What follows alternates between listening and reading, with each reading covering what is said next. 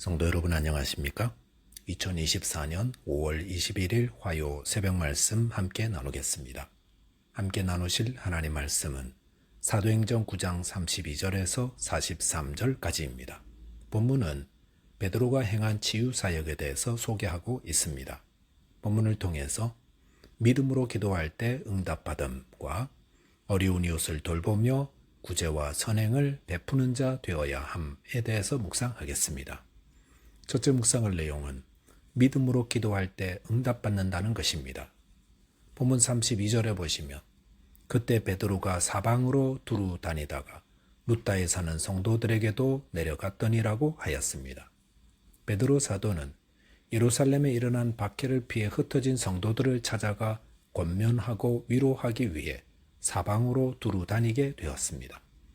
본문 33절, 34절에 보시면 거기서 애니아라 하는 사람을 만나매 그는 중풍병으로 침상에 누운 지 8해라.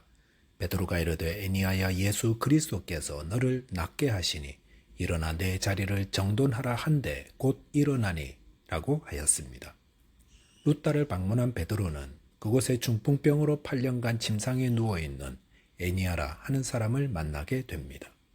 애니아라 하는 이름은 헬라어로 찬양하다, 칭찬받는 자라는 뜻입니다. 이로 보건대 애니아는 헬라파 유대인이었다 할 수 있습니다. 베드로는 애니아에게 예수 그리스도께서 너를 낫게 하신다 하며 그에게 일어나도록 명합니다. 베드로가 이렇게 말한 것은 예수님의 말씀을 의지하였기 때문이라 할 수 있습니다. 마가복음 16장 17절 18절에서 예수님은 믿는 자들에게는 이런 표적이 따르니니 곧 그들이 내 이름으로 귀신을 쫓아내며 새 방언을 말하며 뱀을 집어올리며 무슨 독을 마실지라도 해를 받지 아니하며 병든 사람에게 손을 얹은즉 나으리라 하시더라 라고 하였습니다. 예수님은 그를 믿는 자들이 주님의 이름으로 귀신을 쫓아내고 새 방언을 말하며 뱀을 집어올리며 무슨 독을 마실지라도 해를 받지 않고 병든 자에게 손을 얹은즉 낫는다고 하셨습니다. 베드로는 이 말씀에 의지하여 병상에 누워 고통받고 있는 애니아를 향해 예수 이름으로 일어나라고 명했다 할 수 있습니다. 성도는 주님의 말씀을 의지하여 병든 자를 위해 기도해야 합니다.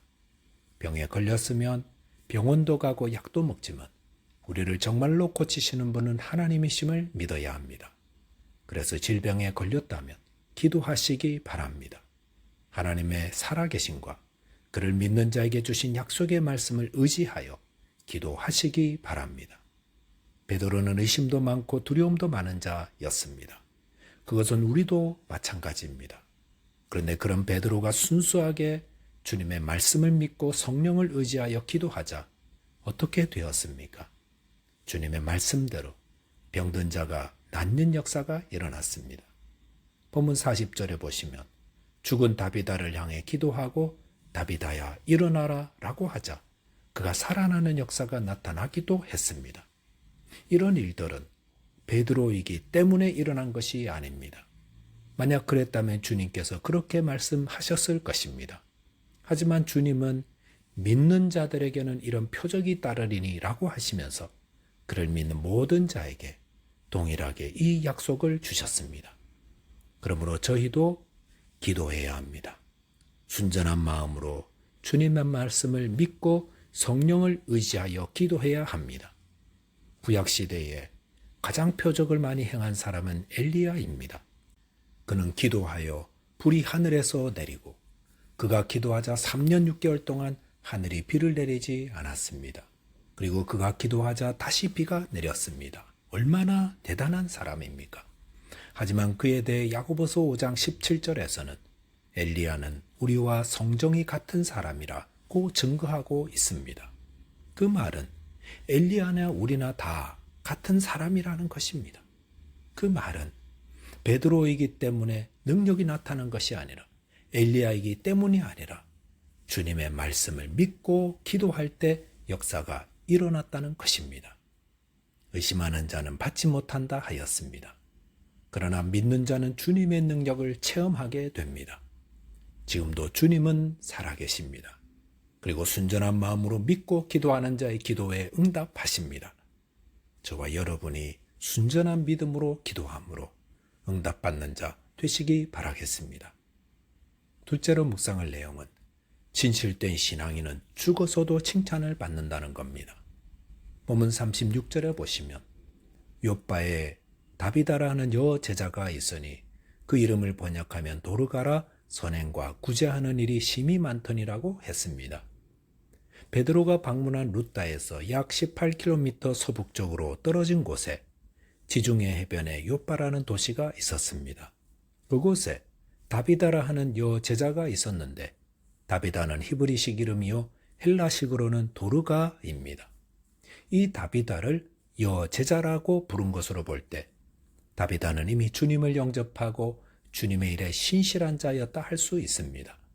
그런데 선행과 구제하는 일이 심히 많았다고 했습니다. 아마도 그녀는 어렵고 힘든 사람들을 위해 손을 베풀고 도움의 손길을 베푸는데 인색하지 않았던 것 같습니다. 그렇기 때문에 본문 39절에 보시면 그가 죽었을 때 많은 과부들이 울면서 그들과 함께 있을 때 지었던 속옷과 겉옷을 내어 보였다고 했습니다. 당시 옷은 참 귀한 것입니다. 옷은 모든 사람들에게 필요한 겁니다. 당시 사람들은 속옷을 입고 겉옷을 입었는데 겉옷은 낮에 입고 다니다가 밤이 되면 이불로도 사용했습니다. 그러니 옷은 생필품이요 재산입니다. 그런데 옷 만드는 것이 쉬운 일이 아닙니다. 그러니 마태복음 5장에 보시면 옷을 뺏기 위해 법정에 고발하는 일도 있다 했습니다. 어떤 사람들은 강제로 남의 옷을 빼앗아 입곤 했습니다. 그렇다면 힘없고 가난한 사람들은 어떻게 해야 합니까? 그냥 오래되고 낡은 옷을 입을 뿐입니다. 그런데 그런 자들 가운데 아무에게도 도움을 받지 못하는 가난한 과부들을 위해 도르가는 옷을 지어줬습니다. 속옷이 필요한 사람에게는 속옷을 지어주고 겉옷이 필요한 자에게는 겉옷을 지어주는 그런 선행을 많이 했었습니다. 힘들고 어려울 때 이렇게 누군가에게 도움을 받으면 그런 분은 잊혀지지 않습니다. 평생의 은인이 되어 늘 마음에 고마움을 가지게 됩니다. 그렇기 때문에 도르가가 죽었을 때 그에게 도움을 받았던 많은 사람들이 찾아와 울며 그의 죽음을 애통했던 것입니다. 본문에 나오는 도르가는 선행과 구제를 심히 많이 했다고 했습니다. 얼마나 어려운 사람들을 많이 도와줬으면 성경은 심히 많이 했다고 기록했겠습니까? 본문에서는 도르가가 큰 부자였다 이렇게 표현하지 않습니다. 그 말은 도르가는 최선을 다해 선행과 구제에 힘쓴 자였다라는 것을 말해줍니다. 선한 사마리아 사람 비유에 나오는 사마리아 사람이 강도 만난 사람을 도와준 것은 그가 부자라서가 아닙니다. 그 말은 선행과 구제는 부자만 하는 것이 아니라 누구나 특별히 예수를 믿는 자라면 반드시 하는 것임을 말해줍니다. 야고보서 1장 27절에 보시면 하나님 아버지 앞에서 정결하고 더러움이 없는 경건은 곧 고아와 과부를 그 환난 중에 돌보는 자라 하였습니다. 내가 믿음으로 바르게 살겠다고 결심한 자라면 그는 선행과 구제를 힘쓰는 자로 삽니다. 여기서 고아와 과부는 가장 어려운 사람들을 의미합니다. 즉 바른 믿음의 사람은 주위에 어려움 당한 자들을 그냥 지나치지 않는다는 것입니다. 사람들이 죽음을 앞두고 가지는 생각은 누가 나를 위해 울어줄까입니다.